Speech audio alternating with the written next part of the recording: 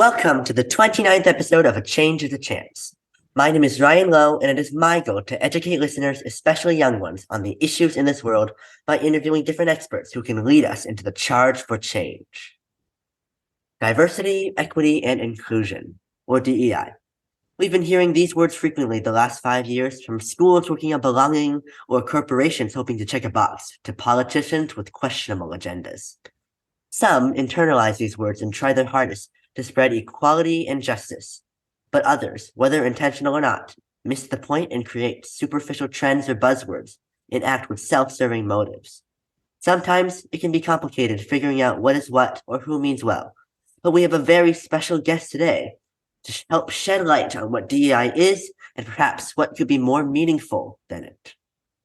So, it is an absolute honor to introduce today Professor John A. Powell. Professor Powell is an internationally recognized expert in the areas of civil rights, racial identity, and democracy. Currently, he's the director of the Othering and Belonging Institute, which is a UC Berkeley research institute that unites communities to eliminate barriers to an inclusive society and create transformative changes towards a more equitable world. On top of that, he's a professor of law, African American Studies, and Ethnic Studies at UC Berkeley, and has written many articles and books on structural racism, racial justice, and affirmative action in the U.S. So how are you today, Mr. Professor Powell? It is such an amazing thing to be able to talk to you. It's nice to talk to you as well. I'm doing well. Your work and teachings that I've seen or heard have really inspired me, and they're just so deep and profound. Oh, thank you. I'm glad to see that they're reaching people a little younger than the students I normally have. I've really spent time thinking about your definitions of words people use too lightly, like what we'll talk about later, belonging or bridging. And it's really important to me to be able to figure out ways to make a more permanent solution and impact. Yeah, and it's you're going to be an adult in the world pretty soon, and hopefully the world will be a better place, a more hospitable place for you and people and the planet itself. So that's what we're trying to do. But I'm sure we'll end up passing that work on to the next generation as well. That's what we all got to work on. So you mentioned the concept of othering and how it can lead to dehumanization of certain groups. Could you explain a little bit more about the gradient of how we other people and the implication it has on behaviors towards these groups? Yes, so othering is a gradient, as you suggested, and there are different ways in which we say to people through our actions, through our words, through our structures, through our culture, through our politics, through our economics. We say, you don't count. I was giving a talk earlier today, and I was saying one of the more popular books during the Civil Rights era was Invisible Man by Ralph Ellison. And what he was talking about is that Blacks actually were, even though they were surveilled by the state, in terms of their humanity, it was invisible. So anytime you treat someone as less than, without dignity and respect, it's a form of othering. And it can range from envy to pity to genocide. So those are not all the same.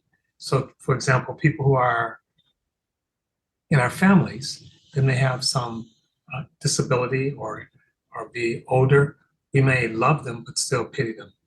May not think they're the right person to run our company or run our schools. So we have some feelings for them, positive feelings, but we also don't think they're up to the task to be fully engaged as human beings. There's a lot of example of elder abuse where we, as people get older, we, in a sense, disrespect sometimes our parents or, again, but they're still loved. Then there are people who we think of as not belonging, people who we think of as immigrants, people who we think of who shouldn't be in my community or my school through segregation. That's a different form of othering. I kind of othering when it goes to the extreme, we don't see them as human at all. Unlike the older mother or father who we still love and care about but feel sorry for, we don't feel sorry for this group, we just despise them. So that's the other extreme of othering. When we despise someone or feel like they're a threat, we're more likely to be violent toward them. whether it's killing them or genocide or building walls. So there's a gradient. And the solution for othering, which is happening not just in the United States, but all over the world, is belonging. One other thing I'll say, Ryan, is that I've described some individual othering. It's like I may not recognize someone's humanity. It's quite different when the government, when our institutions don't recognize a group's humanity. That's a different register than when an individual does not recognize someone else's humanity. In such a range or a gradient, as you call it, it's so complex, and that might be part of the reason why it's so hard for people to call it out or recognize it in themselves. So it's a really good thing that you are distinguishing between these different types. Right. And most of us have had what we call transitory othering. We go to a party, we're not dressed right, we weren't invited. We go to a party, they're serving food that we can't eat. Um, uh, you know, people make fun of us, but then that passes. We're back into the larger society. So different places where we may feel other. Um, when you're othered by the state, when you're othered by the government, when you're othered by the powerful, the elites, it tends to be ongoing. There's almost no relief from it. And again, so it's a different register. And what we advocate is that everyone, but everyone belongs. And sometimes we other in order to belong. That is, we say, this group, I don't like that group. And my being part of my group is predicated on my not liking that group. You know, so it could be anything. It could be boys saying, we like boys, but we don't like girls. It could be someone saying, I'm Jewish, so I don't like Palestinians, or whatever, vice versa. Or I'm Christian, so I don't like Muslims. So that's where othering is used to create belonging. And we talk about belonging without othering, belonging where everyone belongs. The complexities of both of those words all goes back to human connection, human society. Right. And you think about it, when we're born, we're physically connected to another human being. Every one of us, physically connected. So it's not just a metaphor, it's a reality. And even as we cut the umbilical cord, we never fully cut, nor should we cut the spiritual connection we have with each other. So we're interrelated. We're related to each other. And word humus, human, come from the word humus, which means to be part of the earth. So we're connected to the earth as well. When we deny those connections, it causes us to suffer. It causes us to experience disease. And we have a lot of things right now that practice disconnection that causes suffering. That's really powerful way to think about it. So you've distinguished between transactional bridging and transformational bridging. Could you delve deeper into these two concepts and how they differ? Also, what are some ways that young people like me can build meaningful bridges? Great question. So first of all, bridging basically, as a metaphor, suggests connecting two things or two groups that there may be some social cleavage. So it might be that one person's Democrat, one is Republican. And so they're, in the social context, they're fighting each other and telling stories about each other. That's called breaking, when you actually exaggerate the distance between you and another person, when you refuse to listen to another person. That's called breaking. Bridging that's the opposite. It's saying, I'm going to listen to that person. I'm going to try to see that person's humanity. It doesn't mean I agree with them. It doesn't mean I abandon my own humanity or my own position. It just means that I'm trying to listen to the other person's humanity. So transactional bridging is when you're bridging to achieve something. I'm listening to you because I think if I listen to you, you might vote for my candidate, might give me some money, you might do something for me. And so in that sense, it's a transaction. You're hoping to get something from the bridging. Transformational bridging is when I'm listening to listen. I'm listening to your humanity. I'm engaged in your humanity because you're a human being. And actually at that level, it's actually deeper and more things change. And that's the contradiction, because you're not listening to change. But when you listen deeply, more things change than when you listen for change. So think about it this way. Let's say you have a daughter or sister who is gay. And you say, I'm going to listen to her story about being gay. But the purpose of my listening is so that when we're done, I can talk her out of being gay. Right? That's transactional. I'm not really listening. I'm just sort of going through the motions of listening. The whole reason for listening has an ulterior motive. So transformational bridging is when you don't have an ulterior motive. It's when you're really listening because you recognize this person in front of you is actually profoundly connected to you and another human being, deserving of respect and dignity. Yeah, wow. So what you're basically saying here is that the human desire for something in return is transactional, while being able to be open-minded and just understand another person. That's what we should be doing, right? Well, that's certainly, I advocate that. Deep bridging is a deeply spiritual act, and it's akin to love. It's akin to being really present with someone else. And there's an exchange, there's a natural exchange when you're present with the flower. You're enjoying the flower, but you don't have to control it. You don't have to change it. But you and the flower are connected, right? And in that connection, you reclaim your humanity, because our humanity is only fully claimed when we are living in our connection. Yeah. Connections is how human just civilization is built. That's right.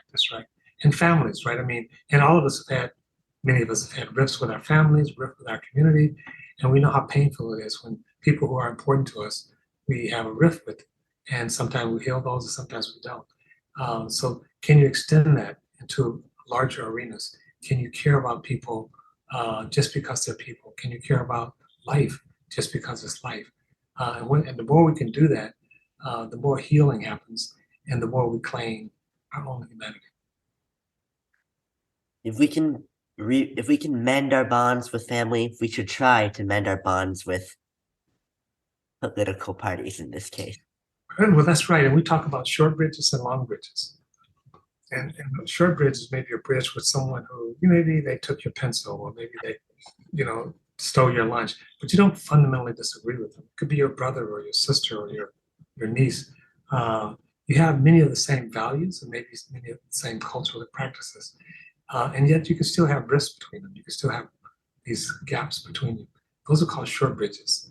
And then there are long bridges. They're people that you might feel like they fundamentally disagree with you. They fundamentally disagree on important issues like climate, like the right to choice or abortion, and maybe they hate you. And so to bridge with those people, that's a long, difficult bridge. So we advise people when they engage in bridging to start with short bridges. And as they get better, as they exercise the muscle of bridging, they'll be able to extend it further and further. Yeah. Two big differences, but the same concept and thought at heart. Right, exactly. So you've also talked about the flaws with the phrase diversity, equity, inclusion, like I mentioned earlier. So what is problematic with those words? How have the 21st century corporate and social constructs perpetuated those problems, and what can replace them both conceptually and realistically? Well, words are signifying something else, and then we debate what the words really mean. So some people will say, I don't like, are we, I've heard people say he's a diverse candidate, or he's a diverse person. Diversity is a reality in the United States, certainly in California.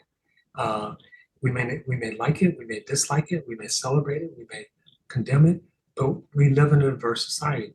We live in California where there's no racial majority, where there's more than two races, where people, every religion, every population from the whole earth is represented here in California. That's becoming increasingly true of the United States, and it's becoming increasingly true of the world. People move. So some people, have their roots in on different continents. So that's diversity. Diversity is, in a sense, descriptive. We use it in a different way. We use it like almost like I said, we're describing someone's not, in this case, maybe white and American. But that's not what diversity means. Diversity just means by itself, that we have a variation. And we live in a diverse society, even though we sometimes are segregated in our daily movement in our lives. Then we talk about diversity, equity, and inclusion. So equity was actually an effort to correct or change the way we talked about equality. So there's a big fight in the 80s and 90s as to what equality really means. Think about it, it's a very simple word. And yet today we still don't agree on what it means. Does it mean you treat everybody the same? Does it mean everyone looks the same? So there are two dominant ways of thinking about equality. In two different registers. One is you treat everybody the same, and the other is we want equality of outcomes. So one is equal opportunity. Equality means everyone has the same opportunity. That's equality in the social sense. Another is we should have the same outcome. Every group should have the same outcome. That's what we call equality of outcome. So that was the big debate in the 80s.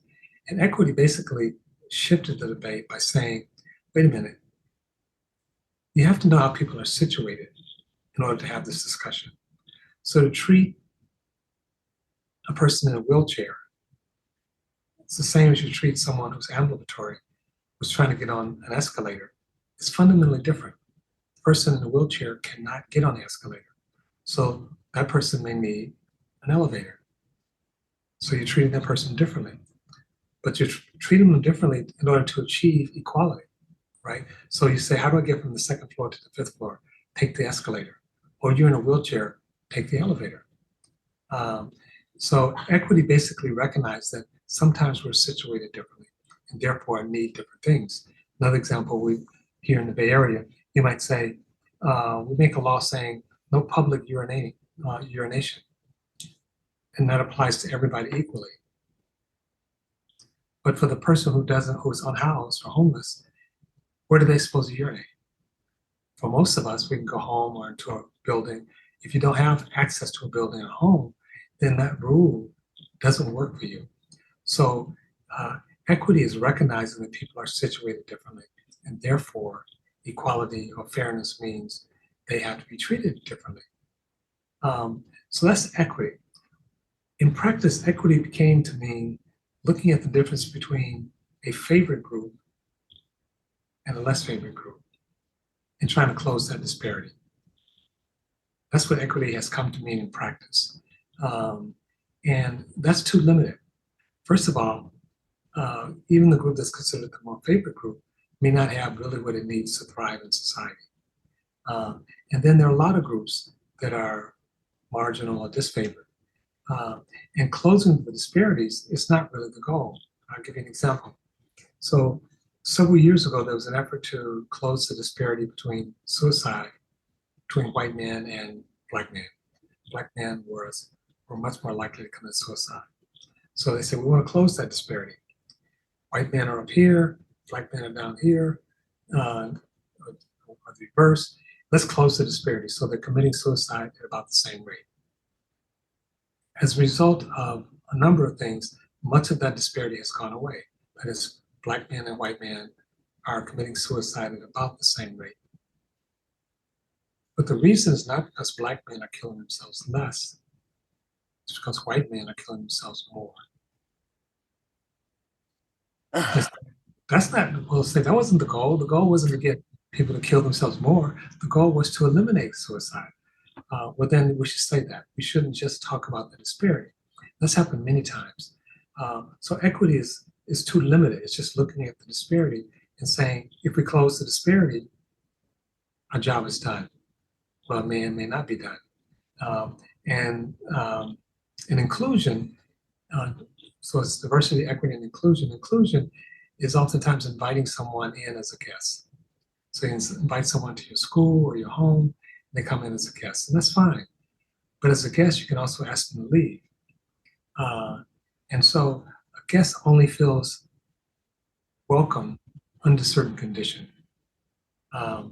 So if you have new members coming into your community or your school, they don't want to feel like a guest for their whole life. When you at someone's home and you're a guest, you're not quite comfortable. You don't feel like you can start making suggestions for how you change the furniture.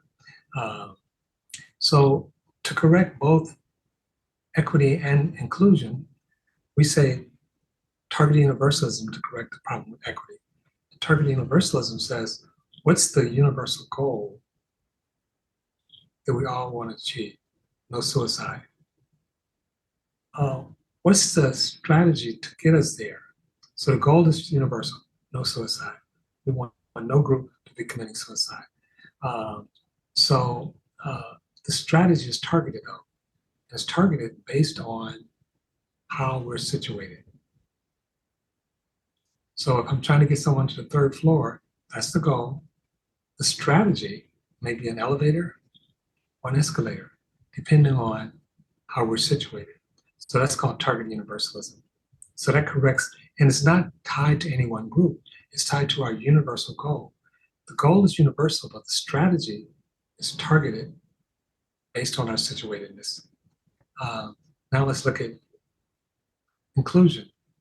Well, we want people to be included, but we also want them to have a say in terms of the very thing they're being included in. So if you have a number of people coming to your school from a different country, that's great.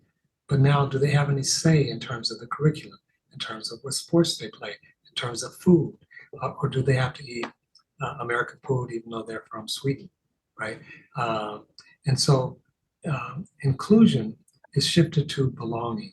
And the belonging says you get to co-create, which means have a voice and agency in the very thing you belong to.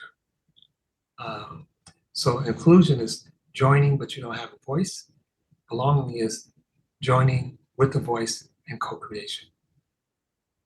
So it seems like the problem with DEI is each one seems more like a stat that you can put on a business card or like, a presentation.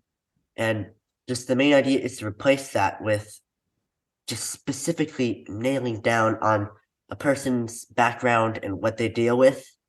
Yeah, that's close. And the words we'll always debate the words because, as you said earlier, some politicians will take the word and they say, we're making progress. We're never done. The word equality was in the Declaration of Independence. We're still debating what it means. So we're never going to we can debate in good consciousness and fairness and openness. Like, Ryan, what do you mean by equality? Let me hear from you. Or we could debate in such a way as to put each other down.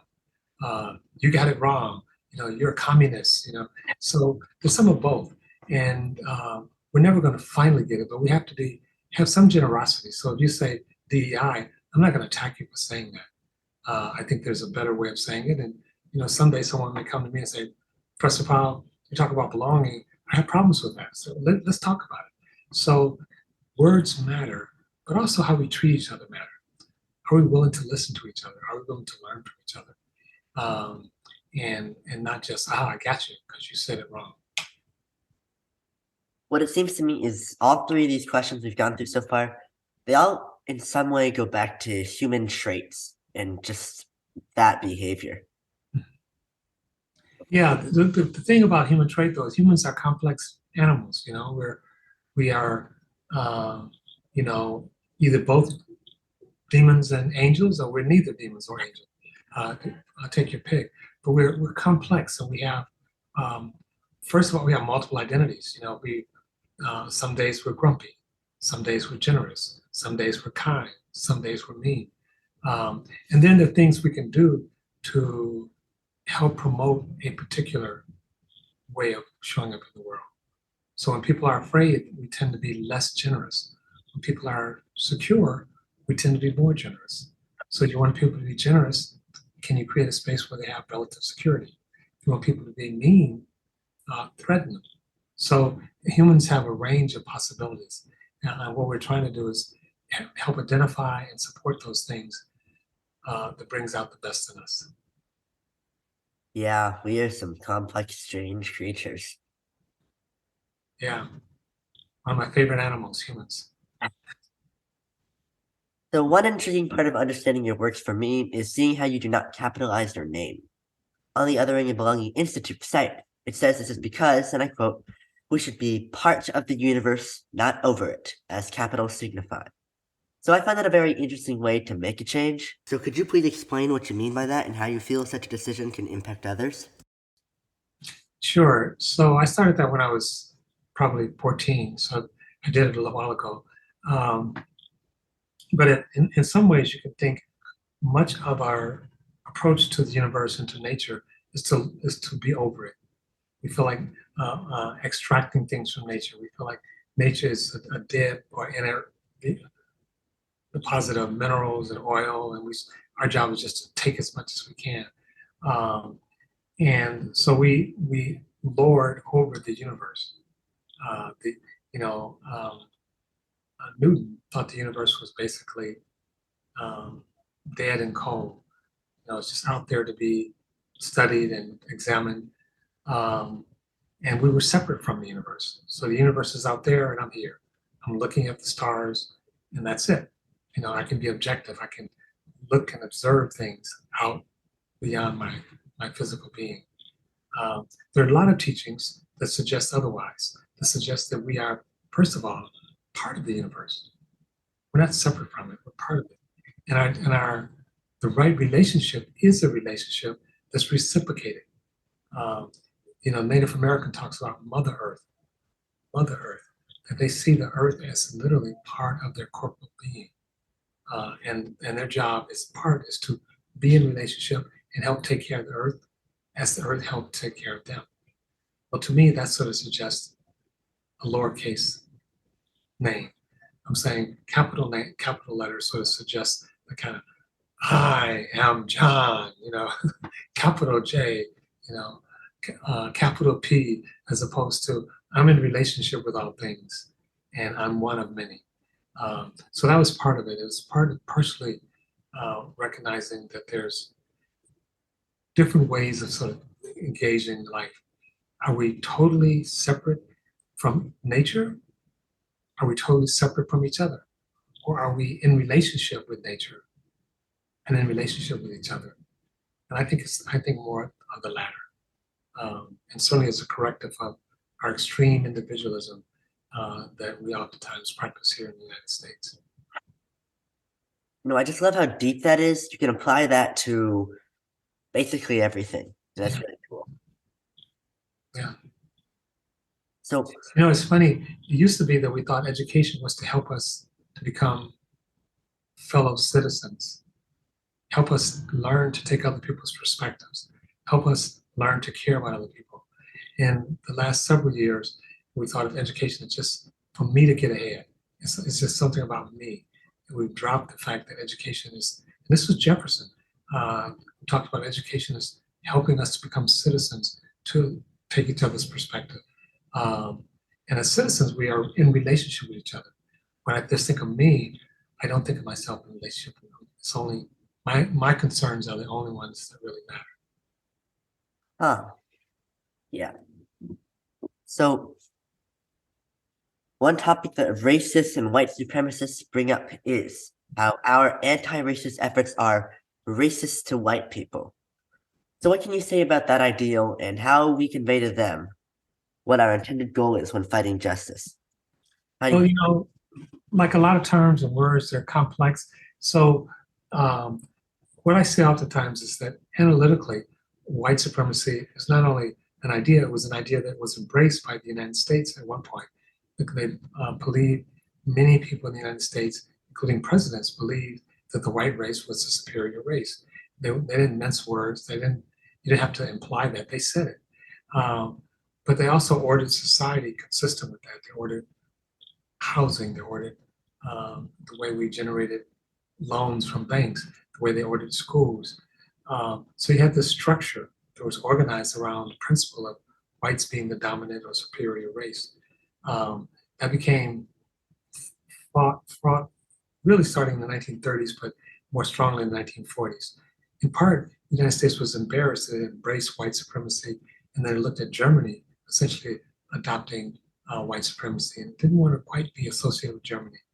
The white supremacy is an ideology. It's a way of viewing the world. So if you believe that white people are superior, you're embracing some notion of white supremacy. You don't have to be white to believe that. Nor does it mean that every person who is white believes that. That's a philosophical idea.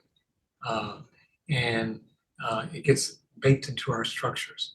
So we have to be careful that when we say white supremacy, we're not saying necessarily that that's something that only and all white people believe. We're saying that's an ideology, that's a philosophical foundation that has influenced our country tremendously and has real consequences. But sometimes we use it as an indictment of white people. The ideology of white supremacy not only has a negative impact for people of color, it has a negative impact for white people themselves. So I oftentimes say we have to learn to be hard on structures and soft on people. Instead, we're soft on structures and hard on people. And I think the real pernicious part of white supremacy is the supremacy part. I would reject white supremacy, black supremacy, Asian supremacy, male supremacy. Supremacy is the operative word. And you can substitute that with dominance. So white dominance, male dominance, American dominance. There's, again, back in the context of we're all interrelated, there's no group that is inherently better than another group. And I think that's the way we have to not only express what we believe, that's the way we have to order our society. First of all, may I say you were really good with these metaphors and yeah, that stuff. But what you're saying, it's really interesting. Like, no one should take the idea of white supremacy or dominance, as you say, and just personalize it to themselves. But that's what the society does. Hard on structures, soft on people, but we do the reverse. Right. That's right. Well, you're confused. I mean, like, you can be mad at an ideology without being mad at the people that implicated in that ideology. So we have to be careful, like, not to, and sometimes we do. I mean, sometimes we are mad at white people. It's like there are a lot of white people, and white people are a spectrum. There's no one person who represents white people anymore than there's any one person who represents black people. We have a range, all of us do. But there is an ideology that was important in terms of the founding of this country. We had laws initially saying in order to be a naturalized citizen, only whites could become naturalized citizens of the United States. Those were laws were on our books for a long time. That was an ideology put into practice that had an impact on the lives of people in the country.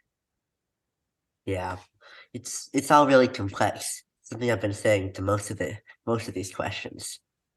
Yeah, well, complex can be good. I mean, I think one of the things to do is to embrace complexity, and as we sort of become comfortable with it, we'll see that oftentimes two things that seem contradictory are both true at the same time. This country for centuries has been called the land of the free, or the home of the American dream. But immigrants from all continents haven't been treated entirely with justice and equality. Rather, they've had to conform to the standards and norms that colonialist America has set, leaving little margins to diversify and expand on what American culture can be. So, for example, I often wonder, could the image of an American ever look like me? Everywhere I go in the US and outside, people ask me, where are you really from? America's predefined, and you called that a settler mindset. So could you elaborate on the concept and show us what the alternative is and how we can get there? Sure. So a settler mindset is one that there's a book called Who Are We? And the author argues that we're not an immigrant society, we're a settler society. The settlers actually make the template of the country, and everyone else has to adhere to that template. Um, uh, and so, and the author goes on to say the settlers were Anglo-Saxon, Protestant. Essentially, they were white, and so everyone else who comes, this is the conversation earlier about a guest. They come as a guest, and they, as a guest, they don't get to change the rules, change the furniture. They have to behave themselves, and in that sense, there's a one-way learning. The guests are supposed to learn the rules and norms of the dominant culture. The dominant culture is not supposed to learn the norms and culture of the guests. So people change their names, people change their food, people, um, and in that sense, the this book is by Samuel Huntington. Um, in that sense, it's basically saying you only belong if you adhere to all of these rules. To me, that's very problematic. The country is a country not of settlers, it's a country of immigrants and non-immigrants. There are people who are already here, indigenous people, and there are people who were brought over not as immigrants, enslaved people. And then there were a lot of people who immigrated here. We all make up, we're all part of this country. It's not Anglo-Saxons or Christians or whites, it's all of our country. The country belongs, if it belongs to any of us, it belongs to all of us. We need to claim it both with our names, with our heritage, and we have a lot of language about that. You know, we talk about assimilation, basically saying you come here and you become like everybody else. There's some of that. If you come to this country, when you're around people, they affect you, but you affect them as well. So it's a two-way street. So part of it is being open to that two-way street.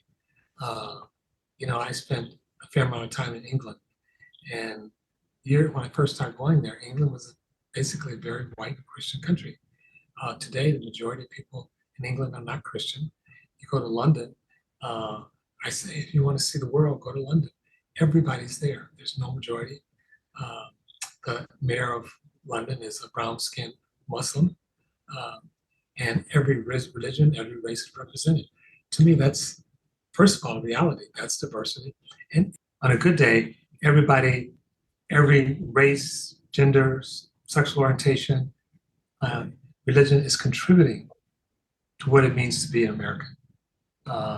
So to be an American doesn't mean to be white, doesn't mean to be Christian, doesn't mean to be this, that, the other. In fact, if anything, America is just the opposite, right? America is defined by, we're polyglot, we have many different languages, we have many different religions. And it's some of that's enshrined in our Constitution. So we have to claim that, you know, that, and not, I think Huntington got it exactly wrong.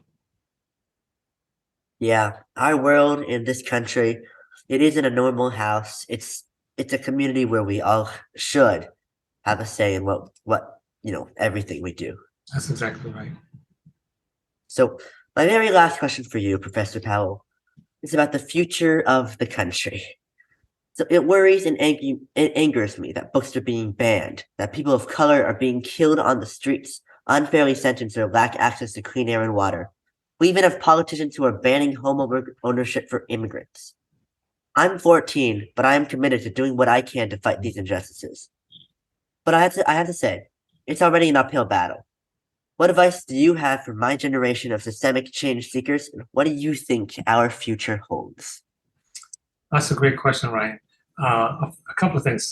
First of all, there's King talked about righteous indignation or righteous anger. What was he talking about? He was talking about exactly what you're talking about.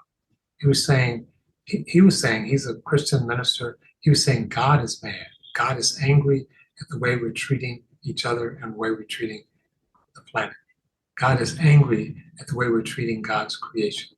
Now, if you're not a theist, I don't know if you are or not, to care is also to have pain, to have frustration, to have anger. So it's not inappropriate. You know, if you have a dog and someone comes along and kicks your dog, it's going to piss you off. It should, because you care about the dog, because you care about the earth, because you care about people. Now, Now here's the trick though. How do you hold that and not let it consume you? So to some extent, I would say what King is talking about, righteous indignation, is really founded on love. You love the planet. You love people. You love your dog. So make sure you stay in touch with what you love, not just what you're angry about. And then also, I would say be in relationship with others. And again, even in the midst of the frustration and anger, this is a long struggle. In fact, you could say this is life. Uh, you know, so still make time to do what you need to do to enjoy, to relax, to exhale.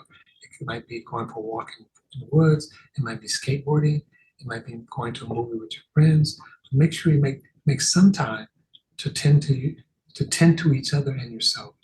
And then I would say be in relationship with people who are of a like mind. Not only those people, but make sure you include those people. And in some ways, in my family, we would say you're blessed. You're blessed in the terms of having obviously a keen intellect at 14 and a podcast. You already have a reach more than most 14-year-olds. I never had a podcast. So you've been given certain tools, you'll be given more tools. How you use those will determine what the future is. The future is not set. The future is whatever we make it. And we don't have complete control, but we certainly can bend it in certain directions. So you use your agency, your voice, your heart, your spirit to make a world that's fit for all human beings and all life. And that's a noble calling if you take it up. Yeah, well, I do deeply appreciate the opportunities I've been given, and I will indeed make sure to use that to make the future brighter. Well, thank you. And I hope periodically I hear from you. So just thank you so much for all of this, Mr. Powell. Just thank you for your work, for the minds you've changed, for the people you've inspired, like me. Just it's amazing. It's really inspiring. Well, thank you. Well, they say everybody needs a body, so we do this together. If we turn on each other, then the future looks bleak. But if we turn toward each other, we'll be all right. There you go again with those really good quotes and stuff. Yeah, so thank you so much, Professor Powell, and yeah, hope to see you again soon. All right, take care. Be well. Thank you so much. Bye-bye. That's it for the 29th episode of A Change of the Chance. If you have any questions, suggestions, or things you would like to know, please send me a message. Thanks for listening, and I'll see you in the next episode. Bye.